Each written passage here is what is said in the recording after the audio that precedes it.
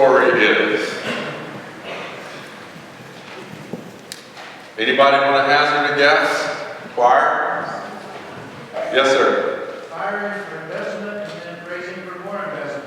Okay, yes.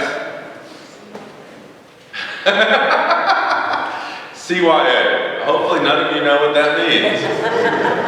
No, the moral of the story is something we've all learned in the last 20 years. When you issue the pink slip, stand with them as they pack their things and let them go. Don't let them cause you more trouble. That's not really the moral of the story. I asked this question many times with vestries and other groups, and I'll ask you now. What comes to your mind when you think money? Same question I asked the children. Taking care of yourself? What's that? The college debt? Security? Work. What's that? Work. Working. Work? Bills. Bills? Pay the bills or fear the bills? Both. What else comes to your mind when money is brought up? Giving it to other people. Does anybody ever think, I don't have enough? Come on. Does anyone ever think, I don't have enough to give away?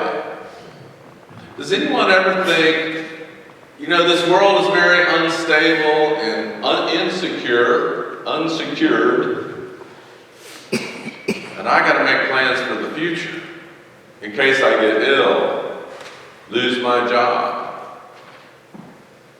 It occurred to me today that, and I guess it's true for all of us that work, your work is never done, is it? There's always more you could be doing. I know there's always more studying I could do. There's always more writing I could do. And I think that's why God gave us the Sabbath. And the Sabbath is about trusting God with your money. The Sabbath is about saying, I don't need to make another buck today. The Sabbath is about reminding ourselves that it is about our relationship with God that all things relate to. And Jesus over and over again, especially in the Gospel of Luke, warns us to be careful of our attitude toward money. Do you think Jesus is saying you don't need money? Do you think Jesus is saying, as he did say, give it all away, give it to the poor and come follow me? Which means you would be poor. It's interesting that the people so often, the groups of people who go up on that mountaintop, they think the second coming is coming any minute now. They do tend to sell all they have, give it away, and wait. Wait for the end. But I love what someone revealed to me on our Friday morning Eucharist. Jesus came into the world. Jesus is worldly. Jesus depended upon the generosity of others. And his disciples depended on the generosity of others, whether those others be rich or poor, for their hospitality. Jesus, God, became incarnate in a very political time, a very economically challenging time.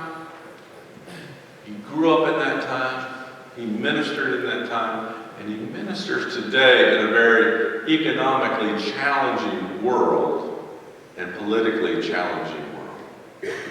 God does care about how we live in the world. You'll notice I still haven't addressed the parable. And I'm seeing if I can avoid that during this whole sermon. This dishonest steward. If you do well with the dishonest wealth you have, you will do well if you think about how that can serve God. We've been given the gift of life, money, freedom. The best I can figure, and every 3 years I figure something different, is the energy and time that I put into my job, the time and energy and imagination that you put into your job, which is usually about making a living. First of all, that's not making a living, that's making money so you can live in this culture. We need to make our living loving God. So once again, Episcopalians who have a difficult time sharing about God in public, the next time someone asks you, what do you do for a living? I serve God. I am loved by God, so I can in fact live. What do you do for a living? If that's what we understand about our lives, then our money will serve the kingdom. And maybe we'll put as much and more energy into how we can serve God as to how we are serving ourselves, how we are protecting ourselves. And money is about security, but there's other ways we protect ourselves by putting up walls between us and other people, even walls between us and loved ones,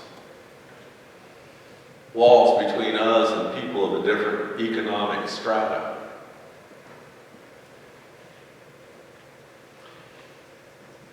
The Sabbath, worship on Sunday, and our money should remind us that we make our living through the love of Jesus Christ. In the name of the Father, the Son, and the Holy Spirit. Amen.